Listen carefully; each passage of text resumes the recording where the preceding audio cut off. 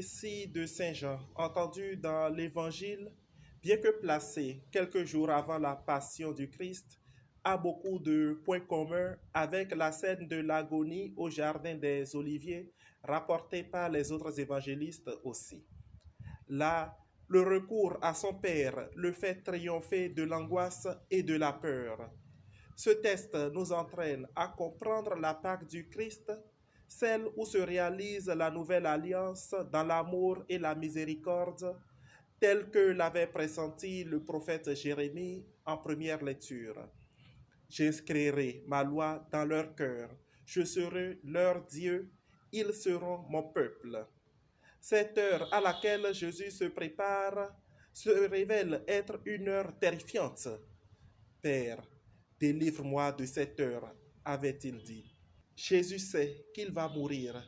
La menace était devenue pressante au point que ses disciples ont essayé de le dissuader de monter à Jérusalem. Mais Jésus n'est tributaire ni des menaces, ni des flatteries, ni des modes humaines, car il connaît le cœur de l'homme. Il n'a rien à apprendre à ce sujet. Il a décidé lui-même, non pas de mourir, mais d'accepter la mort puisqu'elle se présentait à lui. C'est pourquoi il dit, ma vie, nul ne la prend, mais c'est moi qui la donne. Jésus va à la mort pour faire triompher Dieu, car au-delà des apparences de ce monde où tout est éphémère, ni l'échec, ni le mal, ni la mort ne triompheront, mais Dieu aura le dernier mot. Rien n'était moins sûr avant sa passion, mort et résurrection.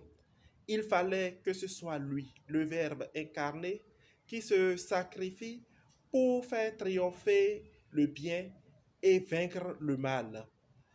Il a voulu donner espérance à notre humanité. Ce triomphe de Dieu sur la mort apporte un élément de réponse à ce cri universel du vivant. Je ne veux pas mourir. Mais Jésus ne nous dit pas, vous n'allez pas mourir. Au contraire, il nous dit, je mourrai. Et vous aussi, vous mourrez avec moi. Mais vous ne mourrez pas pour le pourrissement du grès entassé, mais vous mourrez pour entrer dans la vie qui n'aura pas de fin. Jésus lui-même, en tout semblable à Dieu, ne veut pas échapper à la condition de l'homme mortel. Il renonce à faire sa propre volonté, mais il fera jusqu'au bout la volonté du Père. Mais que veut le Père? Qu'est-ce que la volonté du Père? Il attend avec une grande attente aimante que l'homme vraiment vienne à lui, les yeux ouverts, les mains étendues, avec une parfaite confiance en son amour. Car ce que le monde appelle vivre pourrait parfois ressembler à la mort, et la mort au sens du monde pourrait bien conduire à la vie. Frères et sœurs, dans 15 jours exactement, nous fêterons Pâques. Nous savons ce que Jésus médite en son cœur, sa confidence qui est aussi pour nous un commandement à le suivre et à le servir, nous dispose à recevoir sa mort et sa résurrection, comme elle nous prépare au jour et à l'heure de notre mort et de notre résurrection.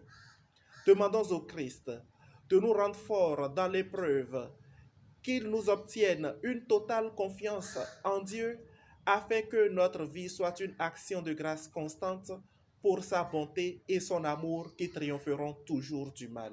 Le Seigneur soit avec vous.